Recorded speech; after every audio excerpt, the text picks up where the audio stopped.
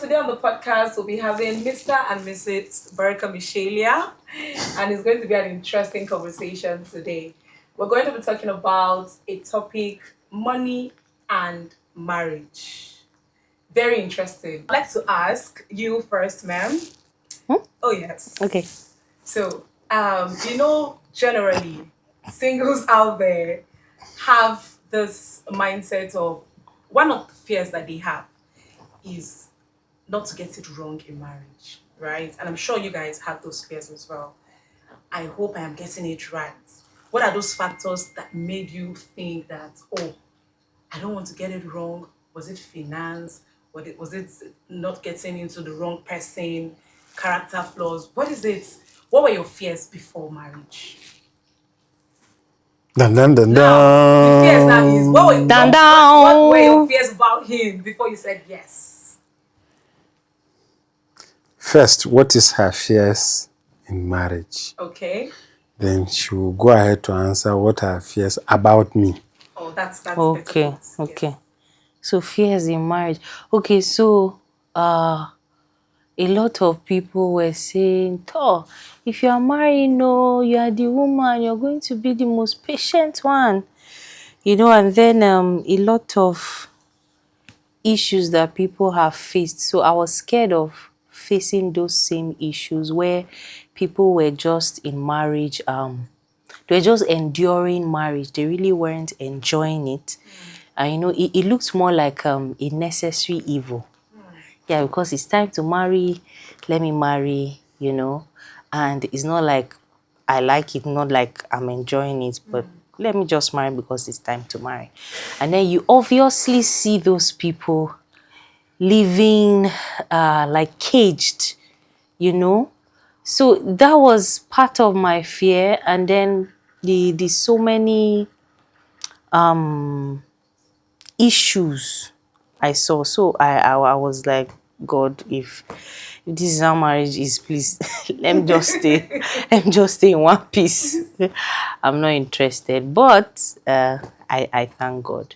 And then another thing was, it's more scary when you're going into something that God didn't even send you into.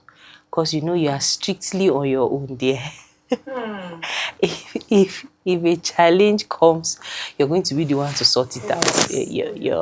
You accept mercy, Like they didn't send you there, so you have to face everything yourself. So I was scared of missing out on that, If God wasn't there, please let me just stay. But How did you overcome that fear? Did God send you? Yeah. So it took me being honest with God. I expressed my sincere fear to God, and He gave me a Bible verse, and I think that was what gave me peace. It's always a Bible verse, so elders out there can use it to conquer their fears. She wants to conquer her fear. You never can tell because I'm still single. Maybe I have some fears that you are supposed to share. So it was Philippians 4, verse 6 Please, and 7. ensure you're jotting these in your jotter. So it was Philippians 4, verse 6 and 7. So it says, do not be anxious about anything, but in every situation, by prayer and petition with thanksgiving, present your request to God. And the peace of God will guard your hearts. So verse 7 now says, and the peace of God will transcend all understanding, will guard your hearts and your minds in Jesus' name. That was the peace God gave you. So I was like, okay. So if that was God's word, fine. And I proceeded. With the help And of behold, God. God gave you. Yes, his star boy. Who is that boy? His star boy. Oh yeah. Yes. So my fears about him. What my fears? Just the general fear of unknown. How is he going to be in marriage? yes, I knew he was a good husband material, but you know, those unknown fears. Clock it, yeah. Change happens, you know, and all the things that people say though just come back to your mind, and of course the enemy will compound on that, you Oh know. yes. Oh Yes, yes. so but God showed mercy. Oh, thank you so much. That Yes. was really intense. Thank you. Sir, please, would you like to share? Yes, I had my fears before getting married. Yeah. Because one of the most common thing I have always heard is the fact that people change, and I didn't know I was going to marry, and I didn't want to take chances. But there is one thing that came to my mind sometimes while I was studying the Bible, and the first thing that came to my mind, and God said it is not good for a man to be alone. And when God gave Adam his wife, he said, and it was good. So the first thing I told myself, yes, other people can experience a good marriage. In fact, Adam had a good marriage, but because he did not walk in the will of God, the same wife became a stumbling block for him, which caused him to sin.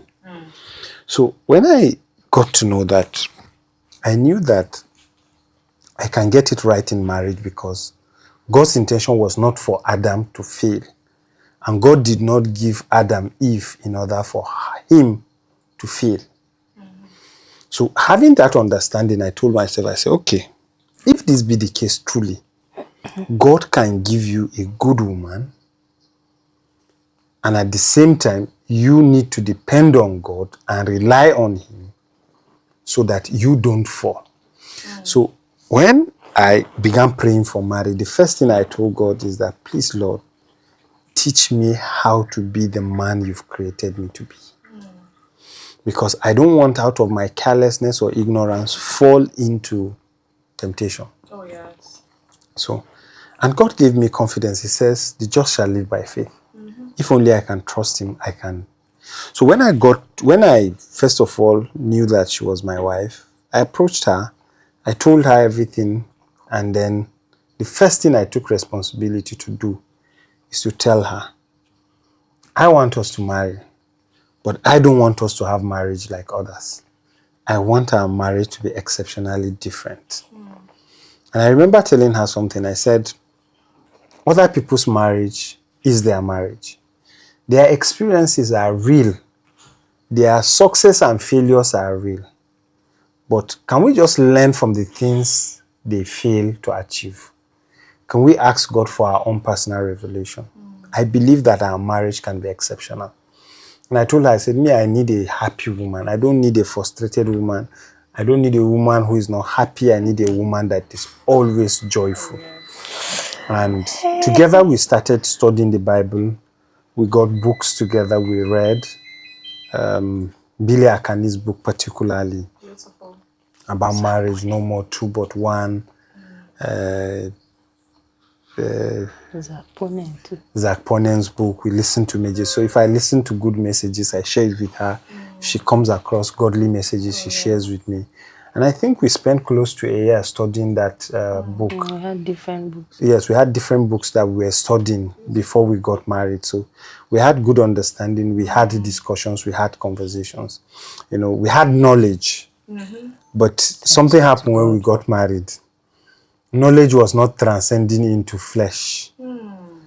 But God really helped us. You know, that is why it is very good. The Bible says, train up a child in the way he grows. He should go. When he grows old, he will not forget. We had our challenges after marriage. But one thing is that God kept reminding us of all the things he has taught us. Yes. And that was foundational. It helped us to be able to make sound decisions. It helped us to be able to resolve our crisis. And presently now we have heaven on earth. Our marriage has been so sweet. And I can't remember when last we had arguments that were unreconcilable. For every argument we had, there was always conversations. And there's room for tolerance, there was room for forgiveness, there was room for improvement. one good thing I can tell you about my wife is the fact that she's intentional about correcting me. And she tries to do it in love, which makes me understand. So a lot of my weakness, she's always there to tell me, okay, this is it. This is what I think you are, but this is what you can do to be better. And likewise for me. So we are like partners, molding each other and forging each other to what God wants us to be. So somehow, thank you so much. I'm grateful to God. Aww. This is 7 years now, right? Or 8 years. Yeah, so I'd like to ask you, Mom, again.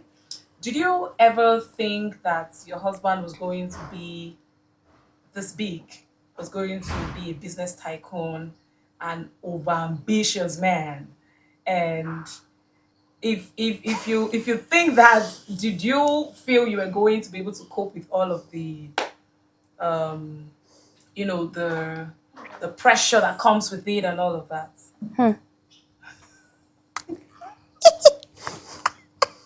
So, while we were in school, I saw, I think, yeah, maybe not business tycoon, but I knew let's say I had this feeling. Is it a feeling? I knew somehow that he was going to be, a great person, but I didn't really know the extent. What signs did you see at the time? Tell girls how to see the sign of a great man. What are the signs they will So see? he was focused. Okay. Yeah, he was focused. First of all, he feared God, right? He feared God. He was willing to, wanting to grow in God, in his relationship with God. Then he was quite focused, on what but the focus of now, Kai. You see that coming? I knew he was focused and focused on what he wanted, but the way he is now, I'm more focused now. as if you are more focused now. Extremely focused now. Yes. And then I didn't really think of well, while we're cutting, I didn't really think of I knew it would be, it will entail work, but I really didn't know whether I'll cope. Well, if God chose me for him, he knows how he sorts me out. So I was just there really. I didn't really think of all of those things that much. You're not thinking of his future. How far will he have money? Plenty money in his pocket. No, money was not really the. I just knew, yes, this person is heading somewhere. He'll be, an impactful person, a great person, but not money was not. Well, I knew you will not be hungry. But did you remember when we were in school, I was telling you, I'll become a great man. I've told you that, I know. He told me a lot of things God said, but that time, I'll just hear and say, okay. You see this thing you have said right now? A lot of people, a lot of singles are in this position because now the myth out there now is that do not believe potentials. Don't put your mind on potentials, whatever he's telling you, but believe what it is you are seeing at the time that you can so in my case, to be candid, I knew it like the back of my hand. He was so convinced. I was so convinced. So the way I was even telling you, you understand? It's not like it's my future. Or he's second I'm not guessing. second guessing it. He was so sure. Yes. I'm like, okay. I was so certain. Because, there are certain experience that you have with God that this one, God has said it. And it will come to pass. Yeah. Now, see, for me, and by the grace of God, the little I have been able to achieve by the grace of God, see, the energy that is coming is not my energy. It's like something has just been laid upon me to keep pursuing something. And I just have the strength. And he doesn't get that. And I don't. Lord have mercy on me. you know, to be candid with you, this can only be the hand of God. It's like asking a question, how did this thing happen? And you say you don't even know, only the hands of God. But there was something that God did, and for many people who God have spoken great things to, there is one thing you can never take away from my success, that there is the hand of God who have spoken the word and it came to be. The second part of what you must see is that God gave me wisdom on how to accomplish, and God gave me the energy to be able to pursue these things. Now, when I talk about God gave me wisdom, He gave me, first of all, knowledge and the right application of that knowledge. And for me, that is wisdom. Now, if God gives you knowledge and you refuse to give yourself to learning, you will suffer. I know how I have been deliberate to learn from mentees. I've been deliberate to learn from those who have gone ahead of me. I always say this, that I didn't have so much experience. I started my business during NYSC. And one of the key things I did when I started that was to read, learn, and take courses online. When the business started growing beyond my capacity, I constituted a board of people who had 10, 15 years experience. So I was leveraging on their experience to be able to scale. That humility to learn from people who you are more wealthy than, people who will correct you, they will sometimes insult you, abuse you, rebuke you where necessary. It takes deliberateness to humble yourself to learn, even when you have resources. So for me, that place of learning from those who have gone ahead of you is very important. And I gave myself to that learning. And one of the things I was deliberate to do is to try to implement whatever I have learned. And then with the little effort I am putting up, God is multiplying the effort. But a lot of people who have visions sit down expecting God to come and finish everything. Like she said, it's like, I don't get tired. It's not because I don't get tired, but you know, when a man carries vision, there is something that cannot make you rest. In fact, there was a time she says, see, Hutu exclusive is your wife. Sight is your wife. Weekend or Sunday, I will stay and sleep in the afternoon. But help us silence. You know, so for me, it's, to be honest and to be candid, it wasn't an easy thing, but there was this commitment from my own side, and God gave me the grace and the ability to do that. God gave me great ability to pursue these things, and it became a reality. So for me, I was so certain because God has spoken it right in my ear. I've heard it. It wasn't a prophet that told me that this is what my future will be. It was my personal relationship with God. I heard it from a place of intimacy, from a place of conversation with God. And today, a lot of those things are visible. And I know that this can only be the hand of God. And most importantly, to be candid, He has given me a wife who supports me. At a point, my wife's voice was tormenting me. Tormenting me in what sense?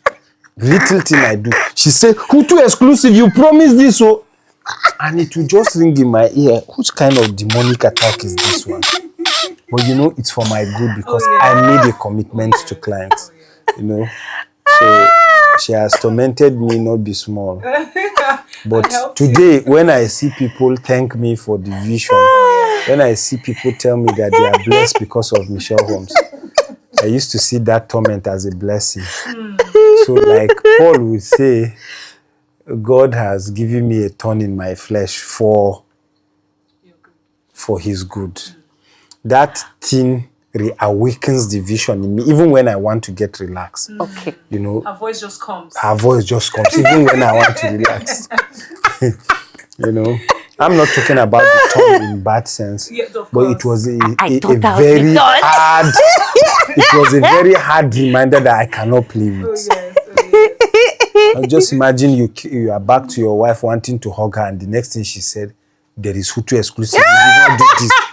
Say, madam, I'm back home to rest. Allow me to rest. She cannot allow me to rest. Yeah, so that is what it takes for a woman who is intentional about your support. And unfortunately, for some men who are not serious, I want to call them unserious persons, who see their wives motivating them as a negative challenge. Sometimes God places these women in order for them to support us and to help us. And sometimes when we look at it from the point of challenging us or opposing us, we miss out the point. That's why God said they are our helpers.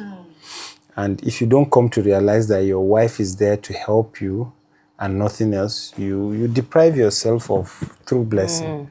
That's right. Thank you very much for that. So I'd like to ask another question, right? What effects do you think money has in marriage?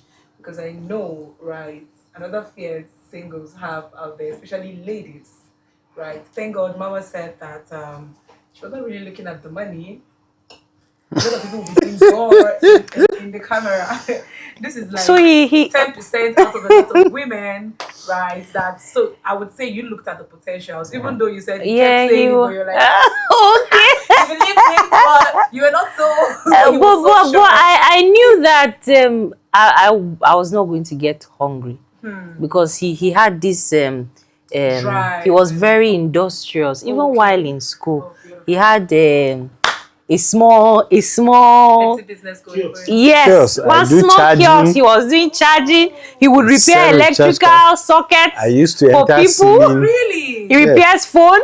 I repair mean, phone, I repair laptop. Now you see this is already now. This brings me to you are seeing what you're seeing tangible. yeah, That you can multiply. You know this person is already doing something, no matter how little, right? But we have some people out there that will just tell you potentials. Oh, I know I'm going to be great. God had told me that I'm going to be great.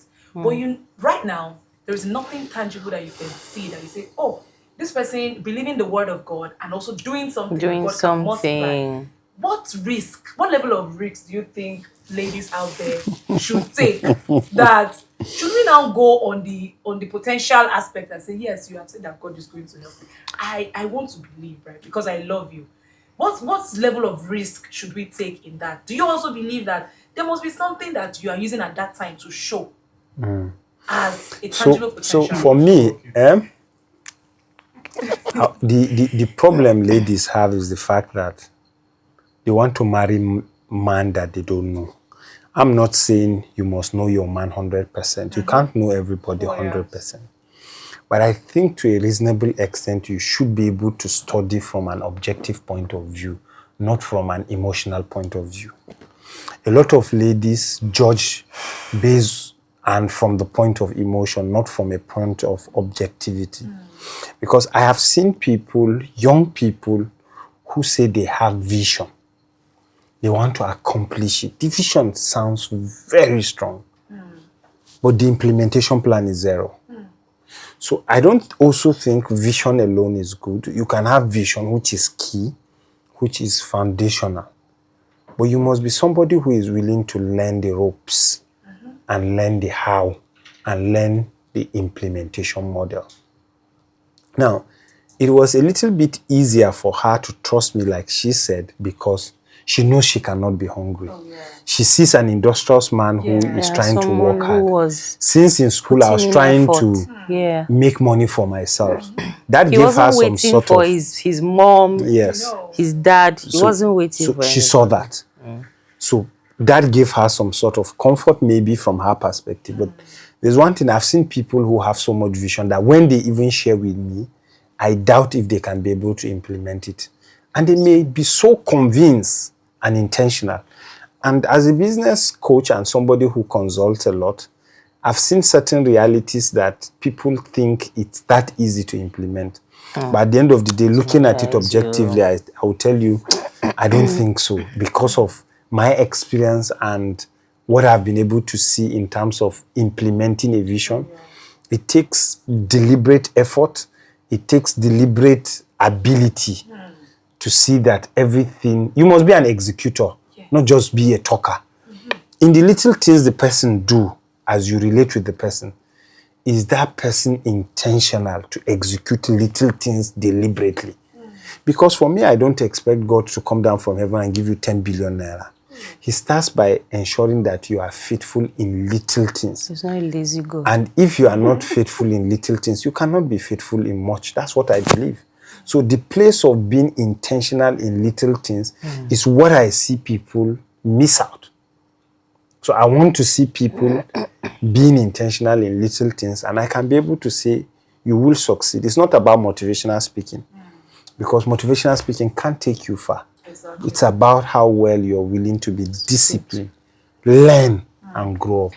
Pride is what kills a lot of vision. I can tell you that. Thank you so much. So you're saying now that no matter how high or potent your potential is, you must have something, no matter how little, to be doing, that the lady can see, at least to give her that level of belief and courage to follow you the journey. Right? Okay, so you know what you call small may be intangible before the eyes of others. Okay. So what is small? You have to define what is small. Is it that you see a man who has a growth mindset, who is growing, who is willing to learn, who is willing to be mentored, who is willing to be tutored? That is what you should look at.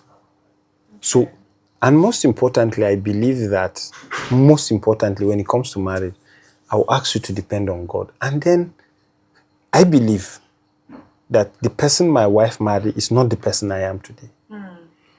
She has contributed in forming me to be a better man. And it is the responsibility of the woman to contribute to forming the man. I have contributed to ensuring that she becomes a better woman. That is the work we did on each other. And that is the first goal. So if a woman sees that her responsibility is to form her man to become a better person, during courtship, you can be able to know if that kind of person is somebody that can learn and grow with you. Because if you are marrying a man and you can't contribute to his life, I don't think you should be married to that person. Even you, in fact, the man should not marry you. My wife is here, she's adding to my life, and I can feel the impact. I'm adding to her life, she can feel the impact. That is what marriage should be. It's a partnership. It's a teamwork. It's not one.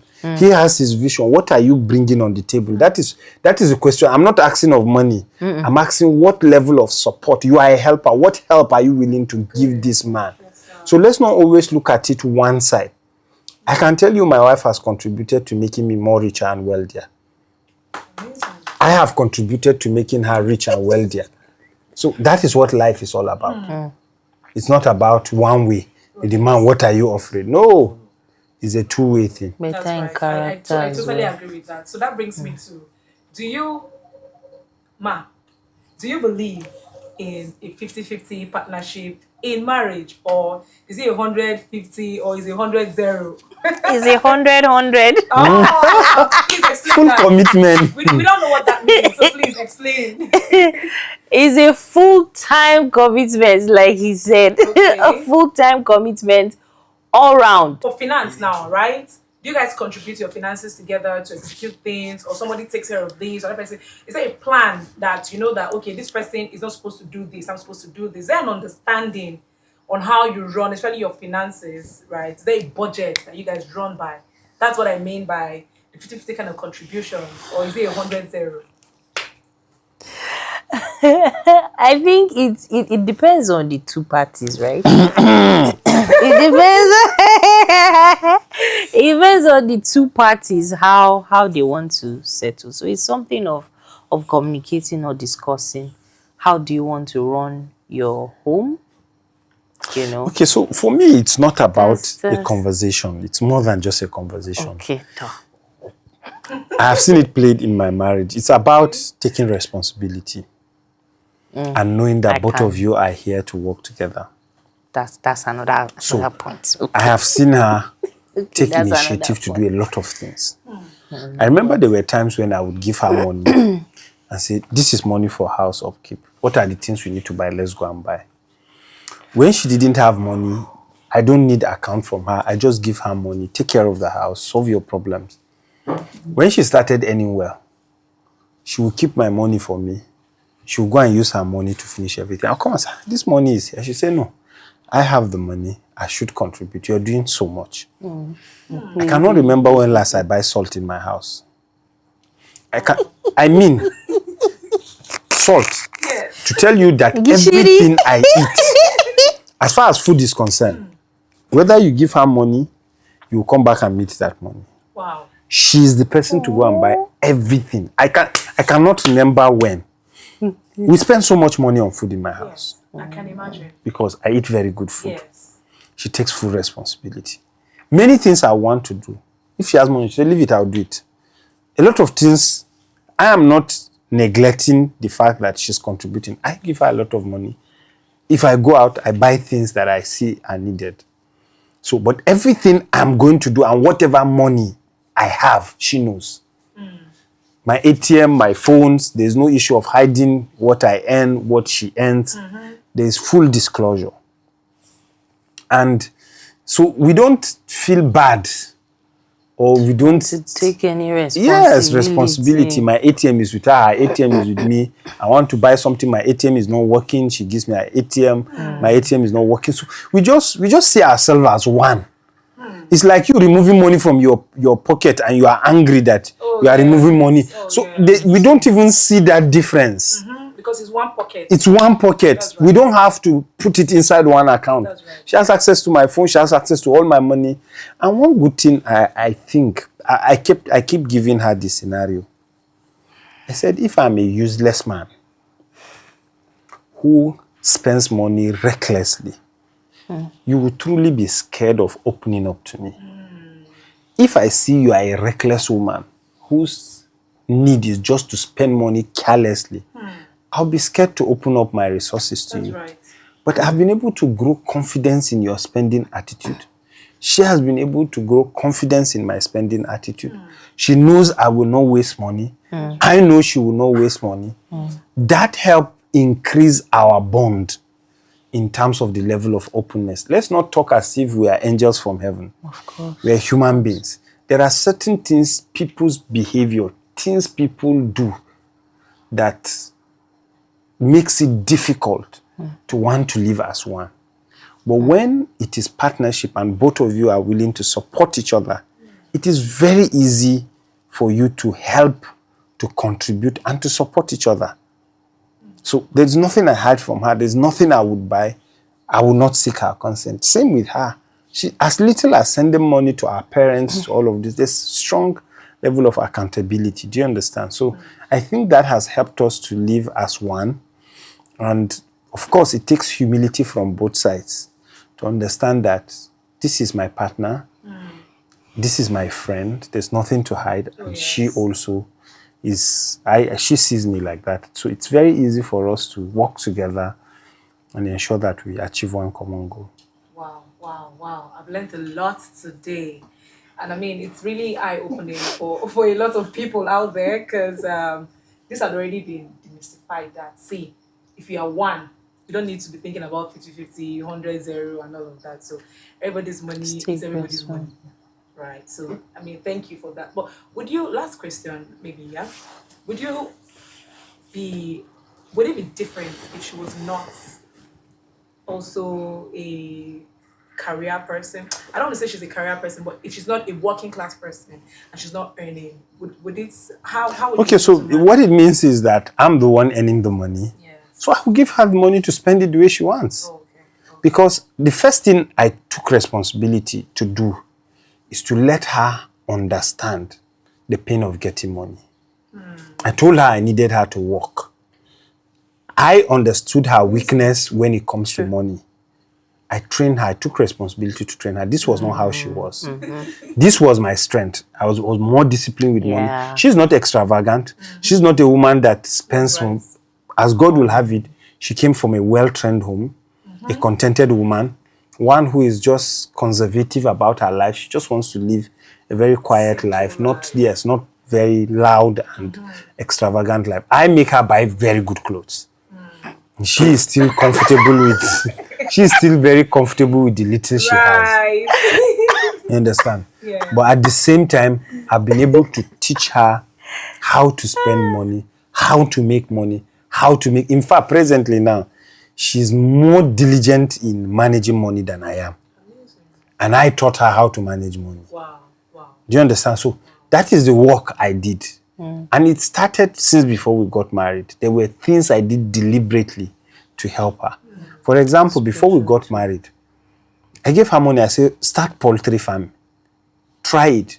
She failed several times, but I still encourage her. There were many things I kept educating her. And that is what I see many people don't want to take responsibility, to train each other, to build each other. And there are many things she has taught me. Do you understand? I wanted to buy a very expensive car. She said, no, you don't need that expensive car. And I didn't buy it. Guess why? Because of you. No, wait. Did I tell you? You forgot? I say we have Hutu. We have Hutu. I just knew. Put the money in Hutu. That's what she said.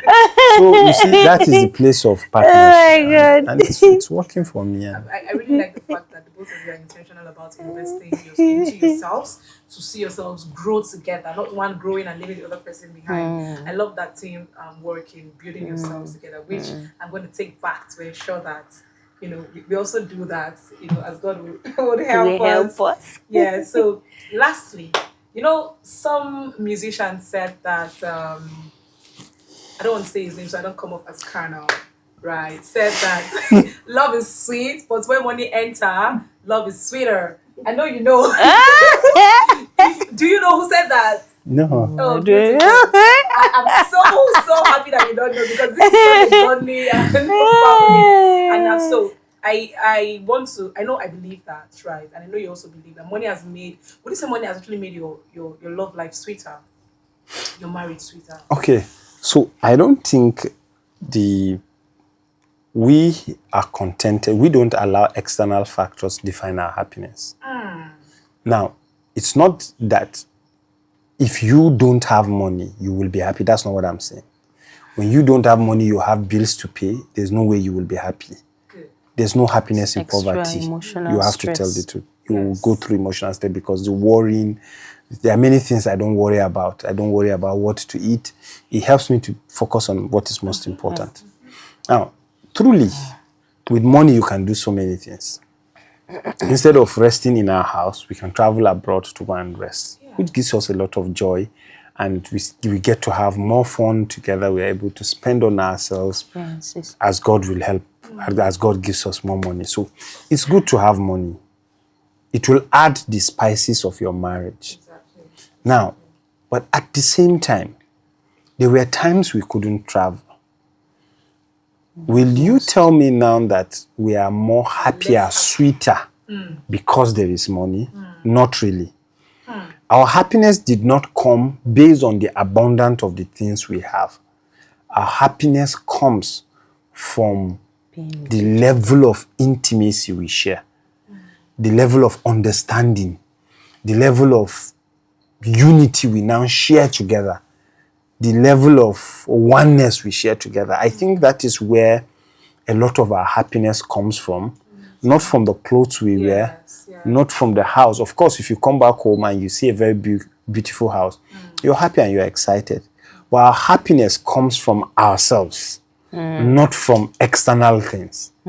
So when we enjoy the world together, we are happy. That's right. Do you understand? As much as when we go out together, that friendship between us is what gives us the joy, not because we go to buy things. Yeah. Now, my wife's love language is gift. Aww. So I buy her gift, not out of obligation, but because I've seen something beautiful I want to give my wife. Do you understand? Not because she asks, but because I've seen something beautiful I want to give her. I'm not obliged to do that. But I do that because I love her and it's an expression of my love. And I feel very happy anytime I buy her a gift, actually. Amazing. And when she comes back to collect it, the way she shows her expression, the way she's grateful, the way she tells you, she'll keep telling you thank you till you sleep. I like the fact that you actually, because they said if you're giving somebody love and is the person, that's not love to the person, you're wasting your time, right? He has been able to identify your love language and is responding to that. So what is his love language, ma'am? And how Quality time. Quality time. Okay. Just Quality. Just being with You have just him. given me a question to ask right now. How I can on guess. earth Quality able to time. achieve quality time with an extremely busy man? And how do you cope with the busyness, please? So, quality time. So the spare time he has, we make it memorable. And sometimes I go and join Is this him spare in time I'm giving is this you? spare, sorry, not sorry, the available time. Is it available time? Yes. Okay. The available time he has, sorry, not spare.